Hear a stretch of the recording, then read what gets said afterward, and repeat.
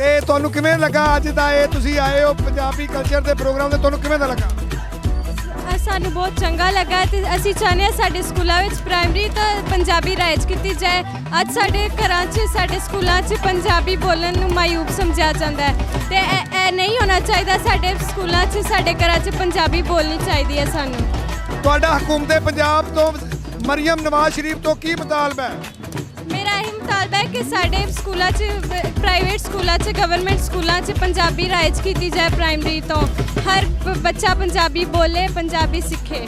ਵਾਹ ਜੀ ਵਾਹ। ਦੇਖੋ ਨਾਜ਼ਰੀਨ, ਛੋਟੇ ਛੋਟੇ ਬੱਚਿਆਂ ਦਾ ਵੀ ਇਹ ਮੁਤਾਲਬਾ ਹੈ ਕਿ ਪੰਜਾਬੀ ਜ਼ਬਾਨ ਸਾਡੀ ਮਾਦਰੀ ਜ਼ਬਾਨ ਹੈ, ਸਾਡੀ ਮਾਂ ਦੀ ਜ਼ਬਾਨ ਹੈ।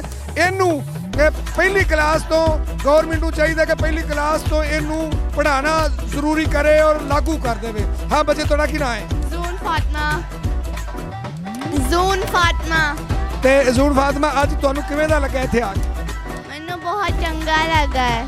ਆ ਜਿਹੜਾ ਤੁਸੀਂ ਸਿਰ ਤੇ ਚੁੱਕਿਆ ਇਹਨੂੰ ਕੀ ਕਹਿੰਦੇ? ਗੜਾ। ਘੜਾ। ਕੜਾ। ਘੜਾ। ਕੜਾ। ਇੰਗਲਿਸ਼ ਬੋਲਦੀ ਸੀ ਨਾ।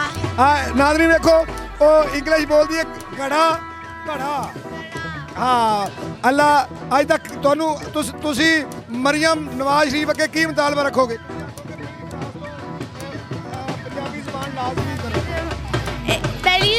पहली क्लास से लेके सारी क्लासों तक पंजाबी सिखानी चाहिए सारे बच्चों को, पढ़ानी चाहिए सारे बच्चों को।